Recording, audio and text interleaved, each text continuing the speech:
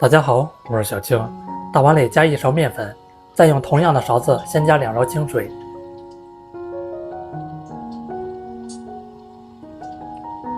再加3克鹽，用打蛋器来搅拌一下，把裡面的面粉混合均匀。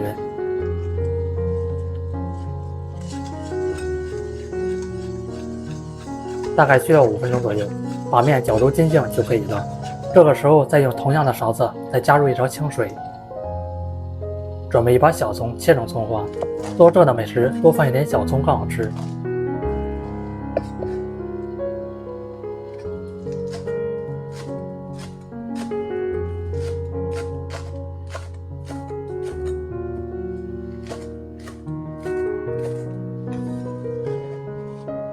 切好放入大碗裡，再加入2個雞蛋。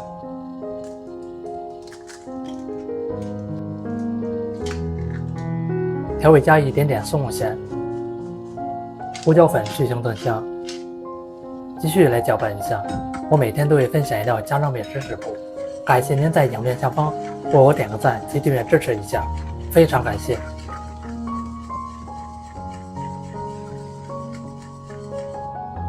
一直攪拌到像這樣稍微稀稠一點的面漿就行。準備一個平底鍋，可以能食用油。再倒入1勺面漿，晃動一下鍋，整理平整。這個時候開中小火的位置，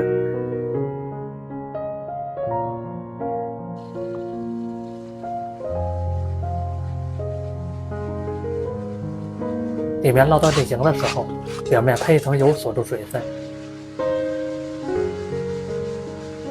一面烙到2分鐘左右，再翻一個面继續烙。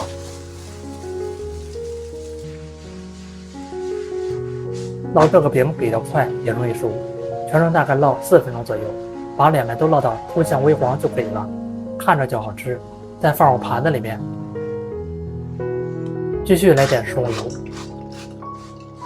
放入1勺面漿，來整理平整。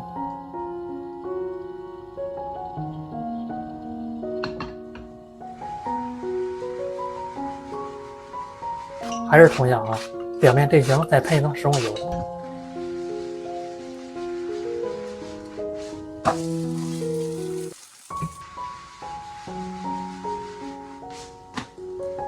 做熟了就可以关火出鍋了。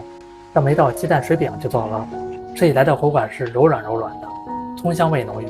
如果早上起來不知道吃什麼，就是這個早餐餅，非常快速，老人小孩都愛吃，做法簡單。喜歡吃就趕快收藏起來試試吧。感謝您的訂閱支持，我們下期食譜再見。